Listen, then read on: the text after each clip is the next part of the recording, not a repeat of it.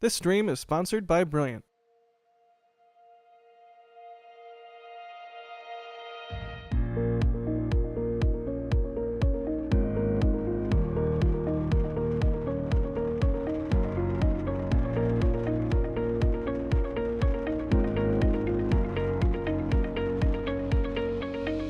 We have liftoff. Propulsion continues to be normal. EDT pressure looks good. Doubling up. Roger roll with Atlantis. Water towers fly! Echo Delta nominal. Flight outside SE off. SE off. Yikes. You bet. Okay. We don't need any more of these.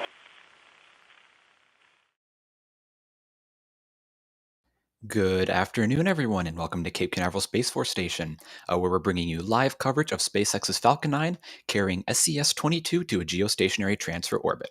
We'll dive more into the satellite, the rocket, and some cool things on this specific rocket. We'll dive into those later, but first off, I'm Ian Atkinson. I'll be the host for this stream. I'm a reporter with NASASpaceflight. I am joined by my friend and coworker, Alex. How's it going, Alex? It's really good. We're gonna see another Falcon 9 rocket. It doesn't get old. Absolutely, it does not get old. And the geostationary launch, they've been uncommon for a while, but now we've got a string of them happening. Pretty neat to see. But Yep. also, we're joined in the field by Chris Gebhardt. Can you hear us, Chris? How's it going out there? And it sounds like we do not have Chris on comms at the moment, but Chris is also joined out there by Thomas Berghardt, who is the news director for NASA Spaceflight. So it looks like we have a nice cast of people here and some beautiful views down at Cape Canaveral. Now, this specific Falcon 9 is lifting out of Space Launch Complex 40 at Cape Canaveral Space Force Station. This is carrying SES-22 to orbit, which is the newest satellite for SES. And now this will be a communication satellite carrying data and data and broadband signals. And this is actually part of a new program for SES in collaboration with the FCC, or Federal Communications Commission, I think. To redistribute some communications bands. So these satellites, as part of a new group of satellites, will use different communication bands because some of their old communication bands have been reallocated to 5G. So neat to see there.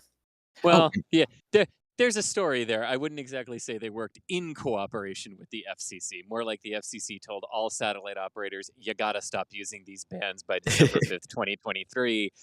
And the only way SES could respond to that was new satellites, basically, because of the new frequencies they have to avoid. So, yeah.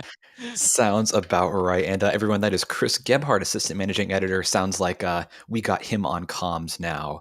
Now, Alex, this specific Falcon 9 booster, booster 1073, this is making a reflight today. Can you give us a bit of a rundown as to what is special on this booster? Because I seem to remember this booster has an interesting future coming up a few flights ahead. Is that right? Yes. This booster was actually debuted last month on a Starlink mission, and as you can see here on the picture, it lacks a Falcon 9 logo near the interstage. You know, they usually have a logo right there of the Falcon 9, and it also lacks the US flag also. And that is because this booster in the future will be a Falcon Heavy Side booster, and the Falcon Heavy Side boosters don't have any Falcon 9 logos on them. And also from this view, obviously, you can also see the SpaceX logo, but on the other side, there's no SpaceX logo. So yeah, that's another thing that's going to be coming down the line. I believe it's going to be the 7th launch of this booster. It's going to be as a Falcon Heavy Side booster. And also special for today, I believe, because it's a round number, it's the 90th launch from Slick 40 by SpaceX. So that's another, not as round as 100, but it's still round to me. So yeah, this is the second launch of this booster, and the 90th from Slick 40 by SpaceX, and also the 27th orbital launch of the year by SpaceX, which means that it's gonna rank as second in the number of launches per year by SpaceX. The first one being last year with 31 launches, and the one that was second was 2020 with 26. Launches in general, orbital launches were 25 because we have we had in-flight abort test in January of 2020, which seems like it was yesterday, and it was like 2.5 years ago. It's amazing. But yeah, so it's gonna be a little bit record breaking, but not entirely. So yeah. Very cool. Nice to hear. And as a heads up to everyone, if you've never been on these streams before, these are very interactive live streams. We love to take your questions, be it about Falcon 9, the payload, the launch site, things along those lines. So if you have a question regarding this launch, regarding Falcon 9, hit us up and chat with @NASASpaceflight. We love to hear your questions. That's what these live streams are really built on. So it's very interactive, and we'd like to take a lot of your questions. But before we dive into some questions, we have some super chats here building up. Now, super chats are a great way to support the channel and the things that we do here. These live views, as we say every stream, these live views do not come cheap. The camera, the equipment, the time that everyone puts in here. So the super chats are an amazing and very much appreciated way to support our work. Starting off here from James Jury saying, did they, oh brother, did they pack enough T-Tub into the second stage for the 22 burns? Love to see that question. And for those who are unaware, T-Tub is the igniter fluid, and James is making a joke here that there's going to be 22 ignitions on this mission. So thanks, James, and I'm sure they did pack enough for 22 burns here. But actually, hopping off that question, there will be 2 burns on this mission. So the second stage in the early parts of the mission will insert itself into a low parking orbit, which is basically a low Earth orbit around 200 to 250 kilometers in altitude. And from there, they will do a short coast and then reignite the second stage engine to give the SES-22 satellite a final push to a geostationary transfer orbit. So neat little side note off that super chat there, but thanks, James. And let's talk just really quick about that, because that once it reaches its initial parking orbit, right, there might be a very valid question: why not just keep burning, right? Why stop? Why do a coast? Which is a really good question. And when it comes to geostationary transfer orbits, what you want to end up doing is throwing the apoapsis, or the farthest point in the orbit, the part that goes way out to geostationary-esque altitudes, right, from Earth sea level. You want to basically throw that apoapsis point so that it is directly or almost directly over the equator. And the way you do that is you time the burn to get yourself into geostationary transfer orbit, so that so that you're doing that burn as the rocket comes over the equator, and therefore it is naturally pushing its apoapsis out to directly over the equator. So that's why the Falcon 9 first gets into an orbit and then shuts down, coasts for a little while, and then reignites. And it is the exact same reason why the Ariane 5 does not go into a parking orbit first and does one basically long, continuous 25-minute powered ascent to orbit, because it's so close to the equator, it doesn't have time to coast. So that's why we coast. Yeah, and the good thing Very about it being in the equator is that that's when you actually do the plane change to change the Yes. orbital inclination. And so the farther away it is, so if you put your apoapsis, the farthest point of the orbit, as Chris mentioned, if you put that by simply orbital mechanics, it's actually easier to change inclination the farther away you are from the source of the gravity. So if you're closer, like in Leo, for example, for the XP mission that we had in December, that was a really crazy orbital inclination maneuver, but it was at Leo, so that was a lot of delta V that they had to burn. That same burn, much farther away, it's way less demanding in terms of performance. But obviously you gotta go out there, right? So it balances out a little bit. neat. And also, while we're this far ahead in the countdown, let's discuss what we're going to be seeing in today's countdown. So at T-minus 38 minutes, they did a go-no-go poll for fuel loading. Now what that means is they basically polled everyone in the mission control or launch control at SpaceX to make sure everything on the rocket, on the launch pad, on the payload is working properly, and to go ahead with propellant loading. They have since given that go-ahead, and at T-minus 30 minutes, so T-minus 35 minutes, about 7 minutes ago, they began loading RP-1 propellant and liquid oxygen onto the rocket. Now, the RP-1 is being loaded onto both stages, while the liquid oxygen currently is only being loaded on the first stage. Second stage liquid oxygen loading will begin at T-minus 16 minutes. And the reason that they do that is because, well, first off, the second stage will be igniting later. So you want to put the propellant in as close to launch as possible so it has less of a risk to boil off. And at T-minus 7 minutes, the Falcon 9 will begin to chill their engines prior to liftoff. Now, one thing you can actually notice here is if you look on the bottom left of the transporter erector, which is the large truss structure in the center here that's supporting the rocket, you can start to see some white gas kind of coming off from that general area. That is condensation. Now, down in Florida, and I'm sure Chris can attest to this, it is very humid down there. And the air humidity condenses onto the side of the rocket, similar to, say, a cold glass of water on a summer day. And because it's so cold, the water actually freezes onto the side of the rocket. And over time, that frozen water will begin to condensate and boil off. And that is the white gas that you're seeing come off the side of the rocket there. But hopping back into some other questions that we have here, Phone Repair here is asking, is this an RTLS landing? So, Alex, what are we going to be seeing today in terms of a landing? Is this returning to the launch site or doing a drone ship landing? Well, sadly for those in Florida, it is not coming back to land.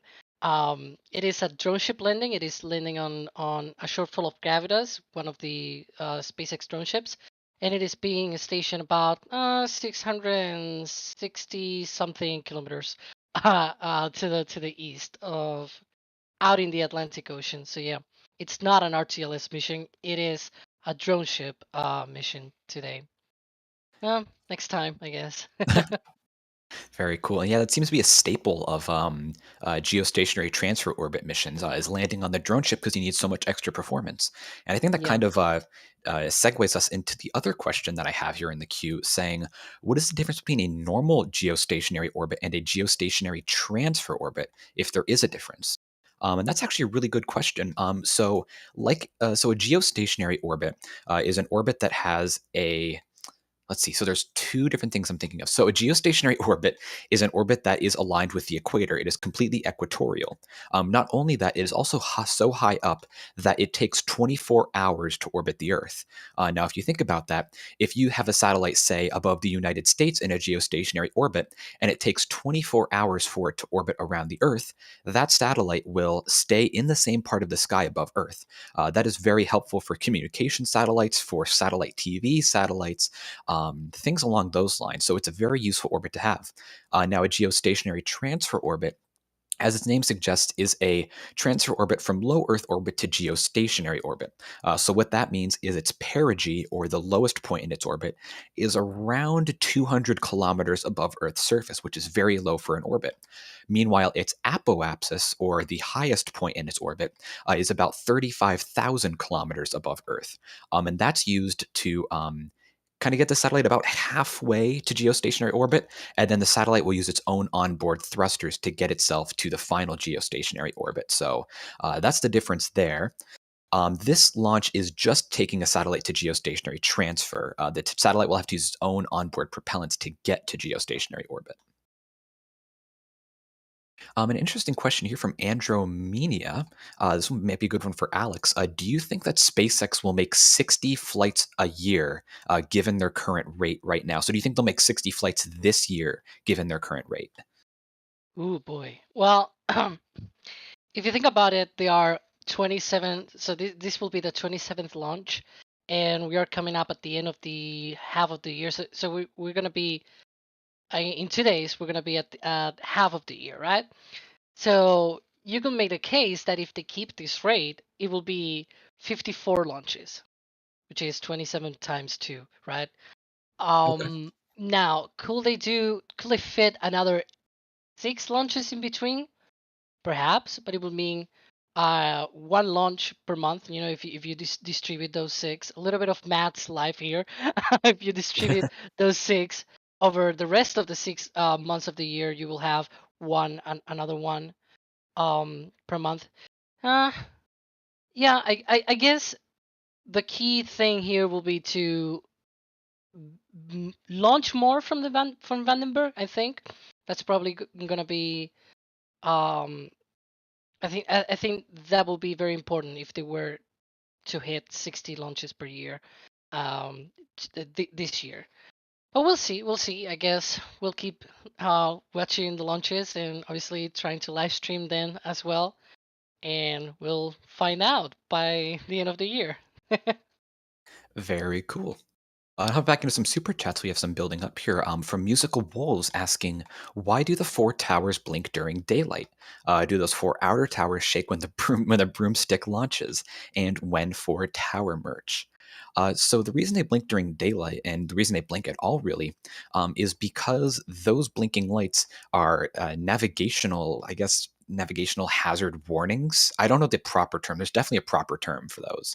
Um, but those lights pretty much indicate to pilots or anyone flying a plane nearby that there is a structure here.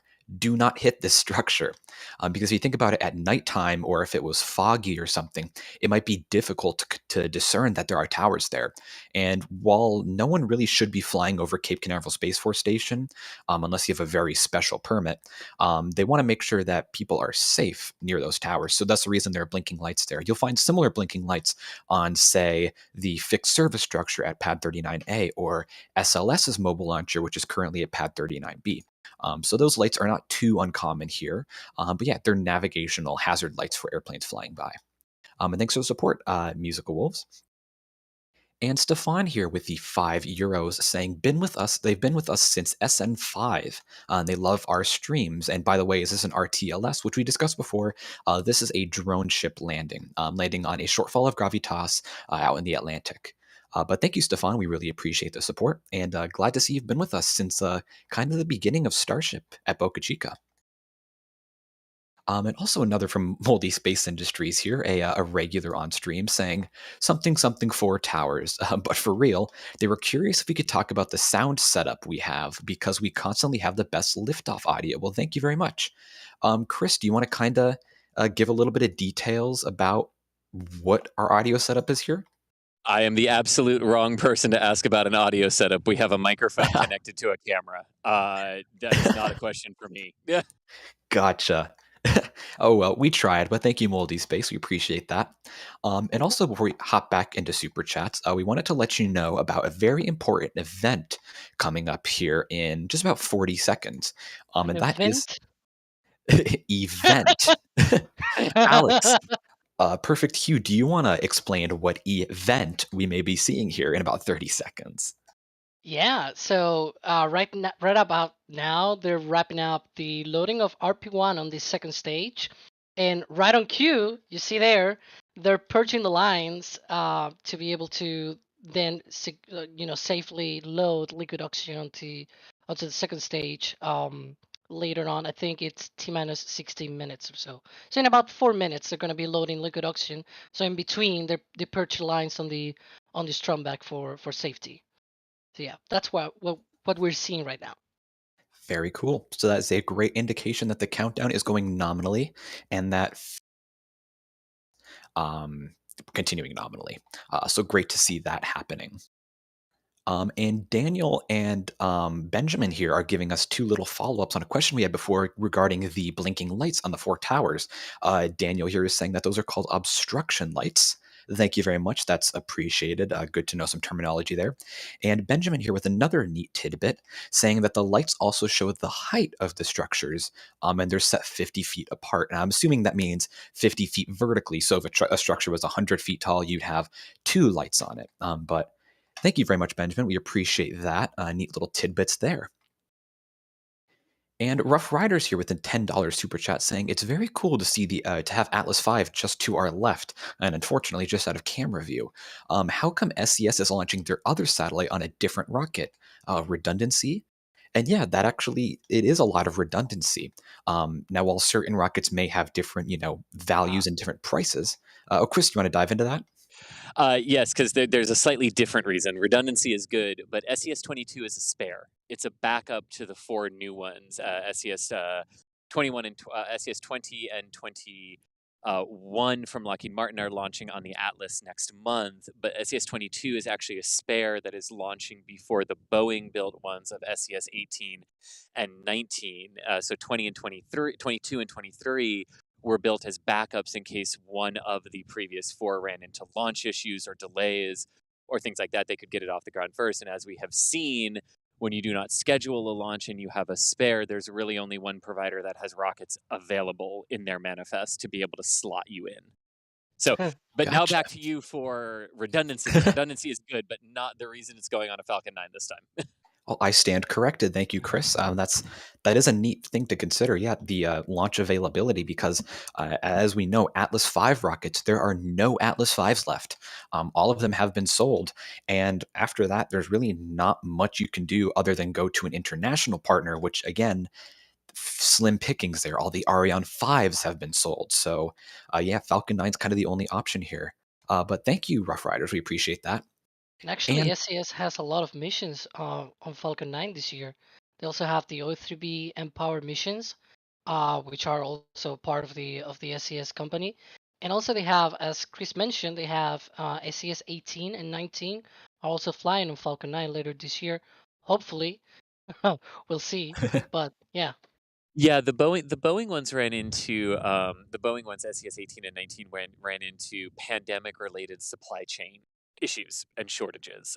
So not like Boeing did something wrong in their construction, they just ran into supply chain issues. And I believe what I was reading earlier today is that it is hoped that they will be available for launch by the end of the year. So we will see. gotcha, very cool. And one more thing to mention before we, in regards to the countdown, we are about 35 seconds away from beginning second stage LOX loading. So that is currently not begun yet, and they'll be beginning it at T-minus 16 minutes. But moving on here with Super Chats, Tim C. with a $20 saying, 20-minute vent. After a booster lands on the drone ship, is it secured to the drone ship in any way, or is its center of mass low enough to hold it in place?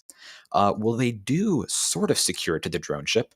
I don't know if it's directly secured, but they do have what's called the Octograbber, which is kind of a robot that is driven underneath the booster and clamps onto the bottom of the booster to sort of hold it in place and lock it in place. I don't know, Alex, does Octograbber actually attach to the deck of the drone ship, or is it just heavy enough to just hold the booster in place? Do you know that? Well, I'm not as expert as Julia, and sadly we don't have her here in comms today. But I believe it doesn't have any sort of clamping mechanism or anything like that. It's just like it's very heavy. But I believe it does have some kind of friction things. Like it's just standing there by pure friction. I don't think like it rolls on the deck, but once it sets down, I believe the friction of the own body just keeps it there once it I is bel attached to the booster. Yeah, I'm pretty Chris. sure I'm pretty sure that's right because we've seen Octograbber go out before after the boosters have landed, and then when they hit rough Yeah. seas coming back, and Octograbber and the booster are definitely no longer centered in the deck when they come back sometimes. So I think Yep. you're right. No hold down. It's just friction Yeah. and weight to keep it down. Yeah. Hmm. Very cool. And yeah, Octograbber, we've seen proof that Octograbber is really helpful, because the one time that they could not use Octograbber, or one of the few times they could not use Octograbber, on the Arabsat 6A mission with the Falcon Heavy Center core, the core tipped over and snapped in half off the drone ship. So that was a very good indicator of how useful Octograbber is and how necessary it is when the drone ship encounters rough seas. But thank you, Tim. We appreciate your support there. And from Graham here with the 449 pounds, saying, does NSF have a policy if something were to go wrong during your streams? And they say that we're very respectful companies and they love our work. I don't think we really have a policy. We just show what we see, I believe. Yeah. I mean, not really a policy, but like if something were to go wrong during a launch, I know Thomas and I think about that when we're driving in and exactly what we would say and do. Mainly, what we do at NSF is in a mishap in a situation like that where the rocket would be lost or something, or an emergency situation would be developing on the pad, we would not speculate as to what we were seeing, and we would try and take you through what was seen, but not but wait for official word on exactly what transpired. Gotcha. Very cool. And good to know that. So thank you, Graham. I hope that answers your question, and thanks for the support. And also, one neat thing to notice here, I discussed earlier, that you could see sort of condensation, a white gas coming off the vehicle. If you look at the vehicle now, there is a lot more condensation. That is a great indicator that there is a lot more propellant, specifically a lot more liquid oxygen, inside the vehicle at this point. Now we're T-minus 13 minutes away from liftoff right now, so liquid oxygen loading on the first and second stages should still be underway. But yeah, about 12 and a half minutes away from launch. Looks like everything is still progressing well. And Wolfram here with the $20 super chat saying for the Gator Defense Gear Fund. I'm sure that's appreciated out there. So thank you, Wolfram. We really appreciate that. And from Kevin here saying, greetings from Paris. Thank you for lightening this launch. That pun's kind of gone over my head. Oh, the lightning towers. The towers. Yes. Yep. There we go. The towers. Thank you, Kevin. Which the towers, thankfully not needed today, although we did have some storms in the area, but weather looking good. Weather is green, and we only had a 20% chance of the cumulus cloud rule, which is basically just their way of saying what's the thing that might trigger lightning as you ascend through the atmosphere, was our only issue, and not a cumulus cloud around us right now that would be impactful to the mission. So here's hoping that 80% go forecast holds in the next few minutes. Great to hear. And yeah, it looks like all's going well, just over 11 minutes away from liftoff. And thank you, Kevin, for support. And Corey here is asking, or they're saying that their family and themselves are watching their first launch in person today. About how long of a delay is it for the sound of the launch at Port Canaveral, and will they hear a sonic boom? You will not be hearing a sonic boom today. Chris, you're down on the scene there. The sound delay? Yeah. So you are roughly 12 miles from the pad, so you should hear sound about 40 to 50 seconds after liftoff, depending on wind direction.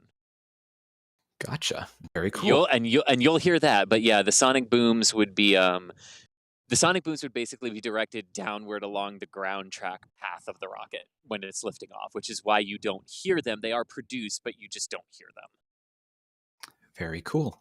And also, that's a neat thing to consider here, too, for our launch live stream. There will be a sound delay of about 10 seconds, maybe 20 seconds or so on this live stream. So when the rocket lifts off, you're not going to initially hear anything. Don't worry, the microphone is not broken, but the sound is just coming towards the microphone. We are not directly next to the launch pad for Chris and Thomas's safety. So the sound does take a bit of time to reach the microphone. But thank you, Corey. We appreciate that, and we wish you the best of luck in seeing the beautiful launch today. And the Easy Cajun with $20 super chat saying they're watching from Titusville today, and fingers crossed. Fingers crossed here as well. Thank you for the support, Cajun.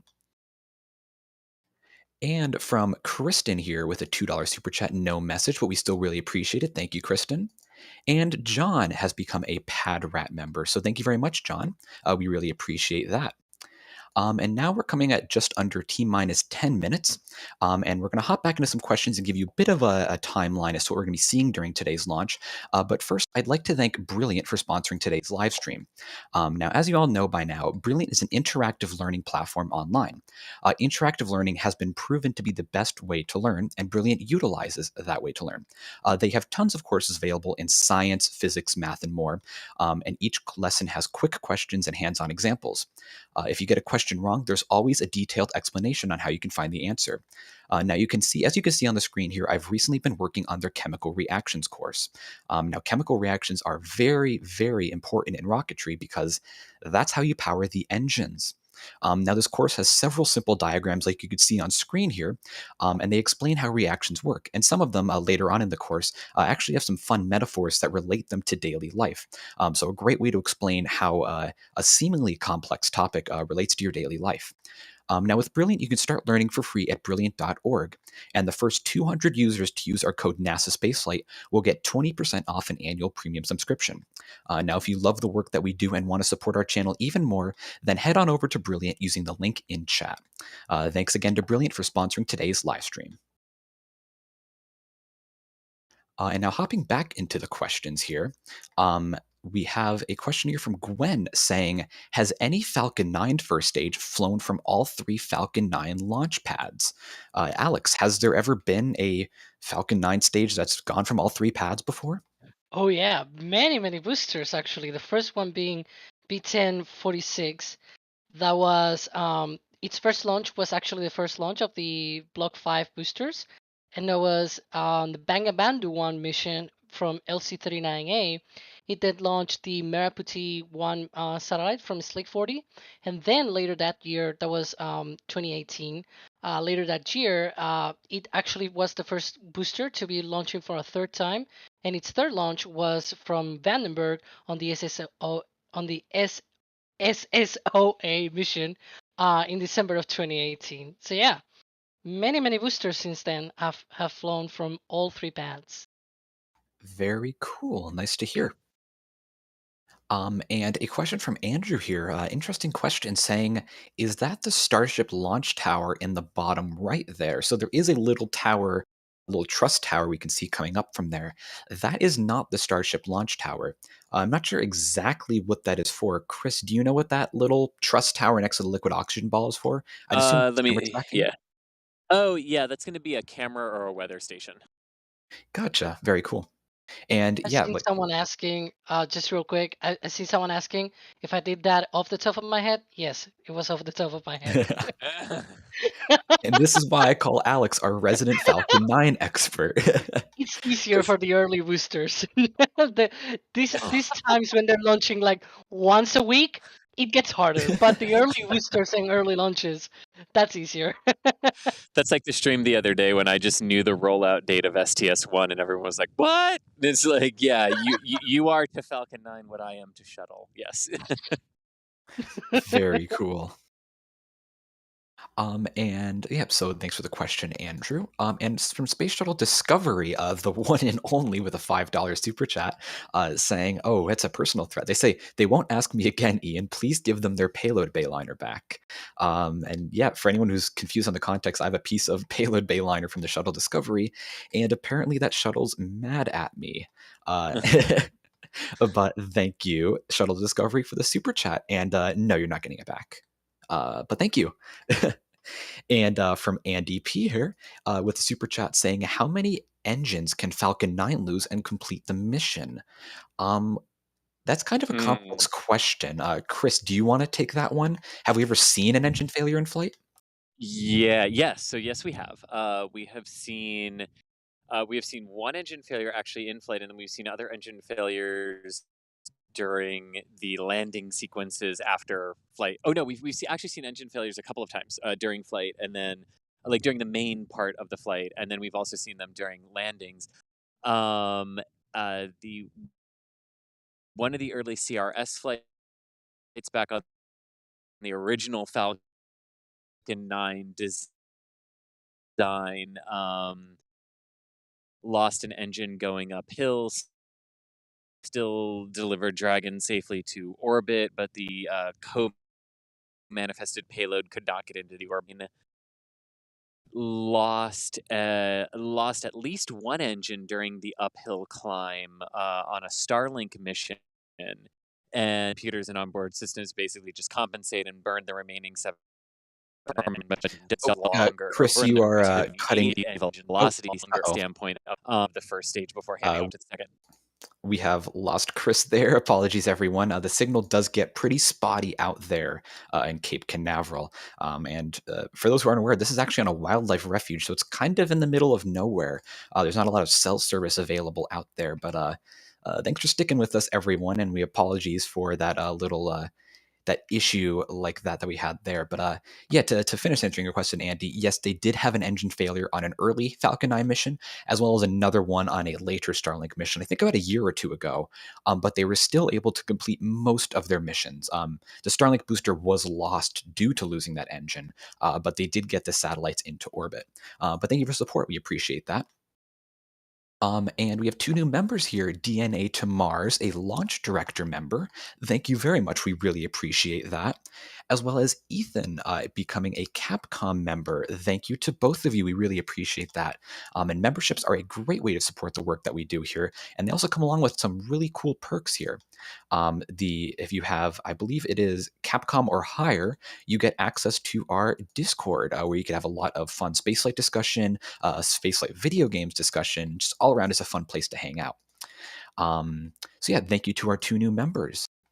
And now we are just under T-minus 3 minutes. So Alex, we're going to give them a bit of an idea as what they're going to see here. So coming up at T-minus 1 minute, we're going to see the flight computer is going to begin final checks. Now at that point, the computer is mostly taking over the countdown. The rocket's starting up, getting ready for flight. And the propellant tanks are also beginning to pressurize to flight pressure. So they're going to increase their pressure because the tanks are a lot more rigid when they're more pressurized. If you think about it, if you have a soda can, if you could stand on a soda can when it's full because of the pressure inside, but when you open that soda can, there's no pressure inside and you can crush it. So that's a nice analogy to think of here.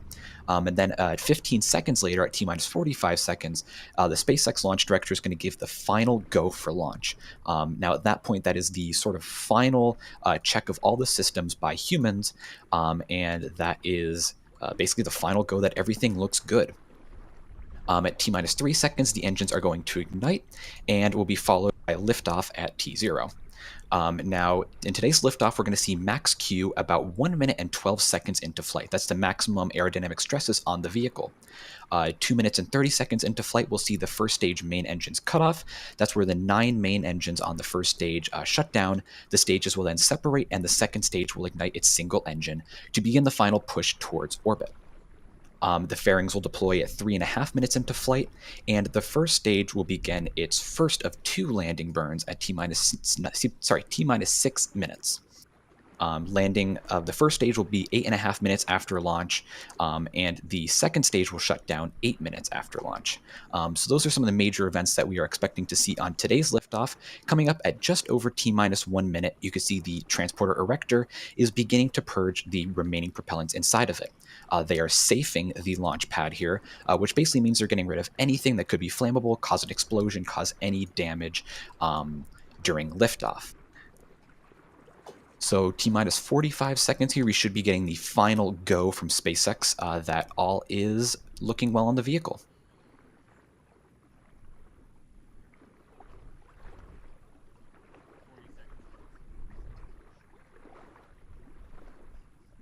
And we are approaching T-minus 30 seconds there. And again, you can see some venting from the strongback there. That's just any leftover propellant coming out of the strongback to get it safe before flight. We'll see venting on the vehicle stop in the coming seconds prior to liftoff.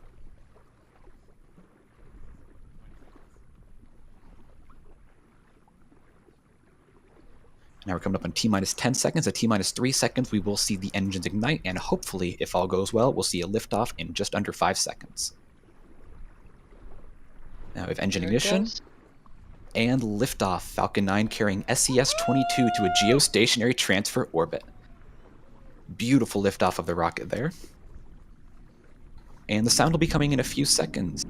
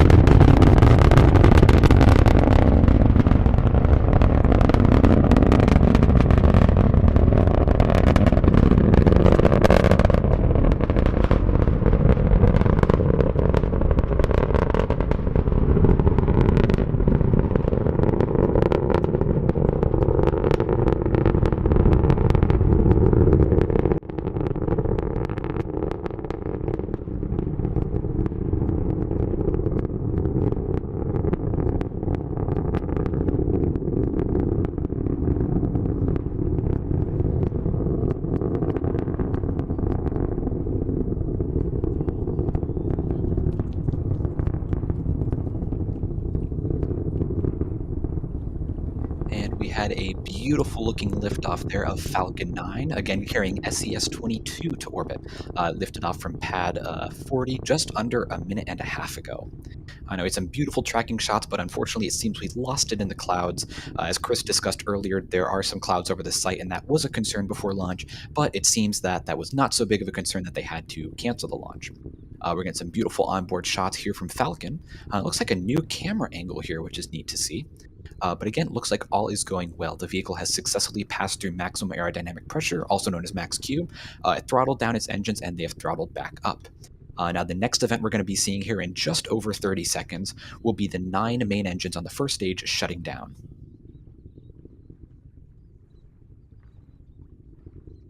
And one thing about this camera view, it's actually that it seems like recent boosters have these weird that we haven't seen this sort of camera view in a long time actually.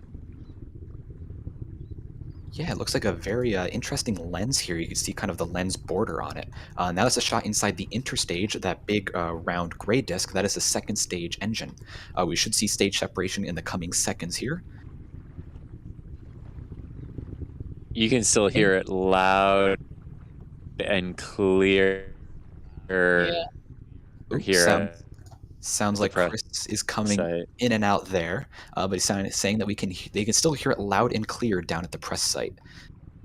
And it looks like we've had a successful main engine cutoff, stage separation, and second stage ignition. Now on the left, you can see a view of the first stage. The grid fins are slowly deploying there. The stage is going to slowly reorient itself over the coming minutes to for its entry burn. We'll discuss more about that as we get closer to the burn. But on the right, you can see the second stage Merlin vacuum engine firing on its way to orbit. Now coming up in about 5 seconds, we'll see the fairings deploy on the second stage, exposing SES-22 to the vacuum of space. And the views are amazing, I gotta say that. Oh, absolutely. And it looks like we've had a successful fairing deploy there. Now those 2 fairings are going to parachute down into the Atlantic Ocean to be picked up by SpaceX's ship Doug, which is also doing a servicing on a shortfall of Gravitas.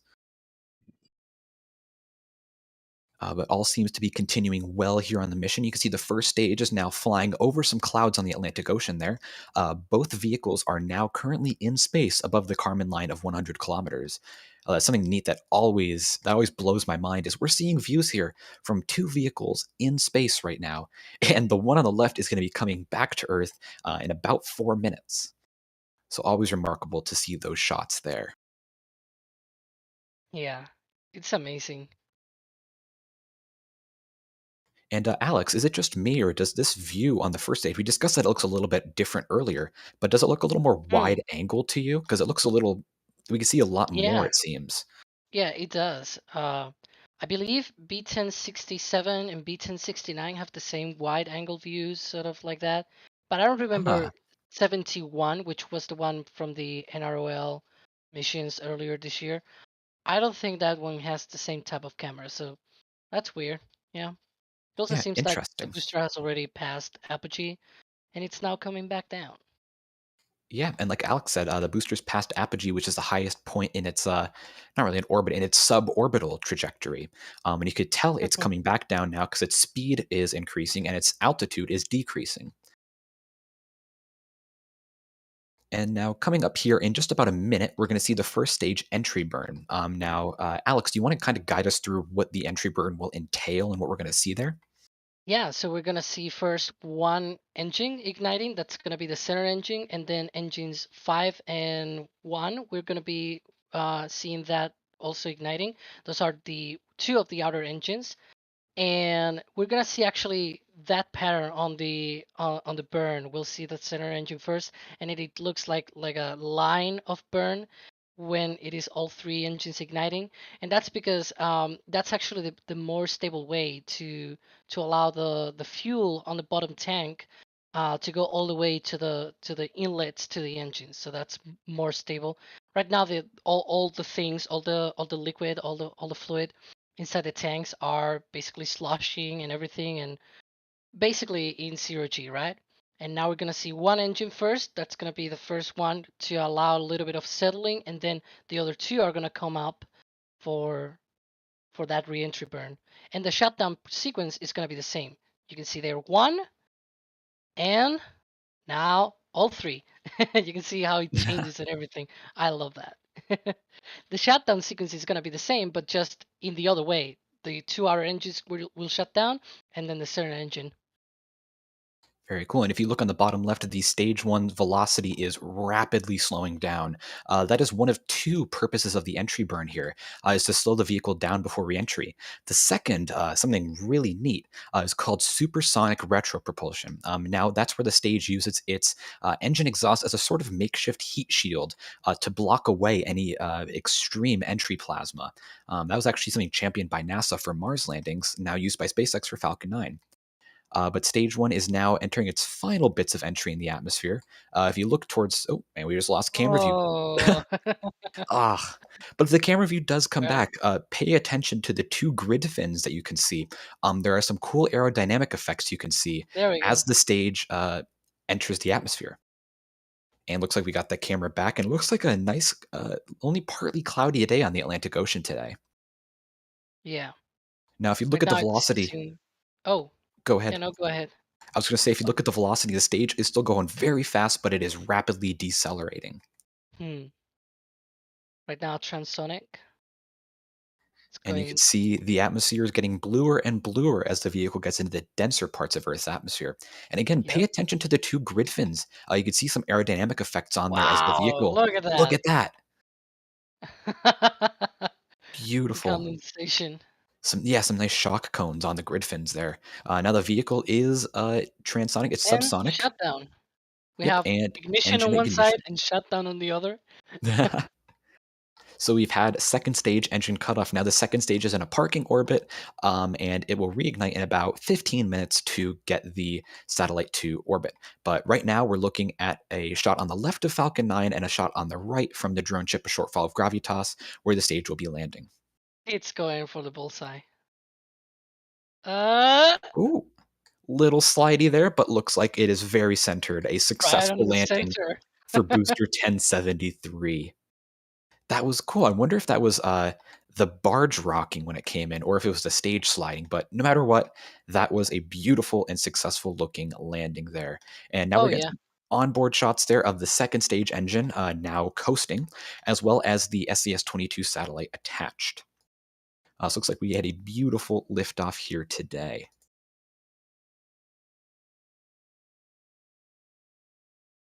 And as we are said, there was a beautiful liftoff. A look at the launch pad today. Again, this is always one of my favorite shots to see. The launch pad after a successful liftoff. One of my favorite parts of any rocket, honestly, is the launch pad infrastructure. But as the liftoff is complete and successful today, that will bring us to the end of our live webcast. We're going to run through some of the remaining super chats we have in the queue.